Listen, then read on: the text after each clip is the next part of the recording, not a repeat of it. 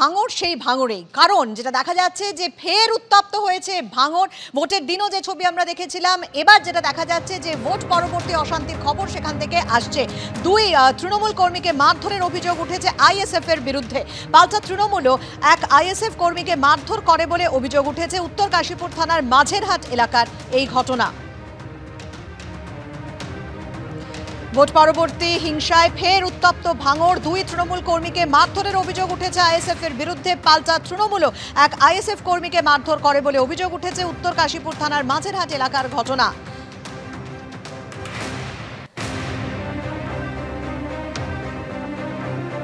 ভাঙড়ে অশান্তি এবং সেই পঞ্চায়েত ভোটের সময়ও যেরকম আমরা দেখেছিলাম, তারপরও কেন ভাঙড় সেই ভাঙড়েই রয়ে গেল, কেন অশান্তি এড়ানো গেল না, তা নিয়ে যখন প্রশ্ন উঠছে তখন ভোট পরবর্তী হিংসার খবর এই ভাঙড় থেকেও আসছে, যেখানে দুই তৃণমূল কর্মীকে মারধরের অভিযোগ উঠেছে আইএসএফ এর বিরুদ্ধে।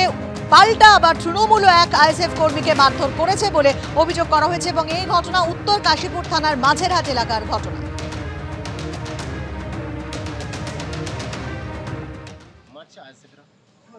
ওদের কি দরকার ওরাই জানে, হয়তো হয়েছে তার জন্য। এবং চন্ডিয়ারতে, নাওলবেকিতে, সেলিগুয়ালিতে বিভিন্ন জায়গাতে আইএসএফ কর্মীরা এসে ঐক্যবদ্ধভাবে ওখানে করে, কারণ ওদের একটা হয়তো মনোবল এসছে আমাদের আপনাদের কি দাবি ওরা এলাকা দখল করার জন্য করছে? এলাকা দখল করার জন্যই করছে, কারণ আমরা যেভাবে এই লোকসভা নির্বাচনে আমাদের যে কর্মীরা যেভাবে আমাদের ঐক্যবদ্ধভাবে ভোট করেছে, তাতে ওদের বুথ হারার সম্ভাবনা বেশি, যার জন্য এরা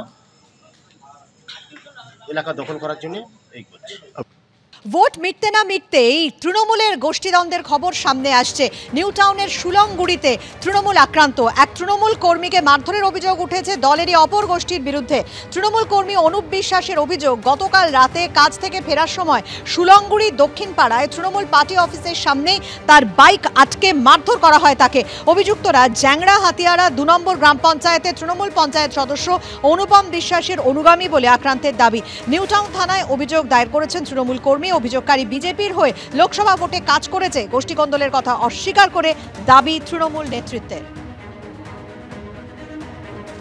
ভোট মিটতেই প্রকাশ্যে এলো তৃণমূলের গোষ্ঠীদ্বন্দ্ব। নিউ টাউনের সুলংগুড়িতে তৃণমূল কর্মীকে মারধরের অভিযোগ উঠল দলেরই অপর গোষ্ঠীর বিরুদ্ধে।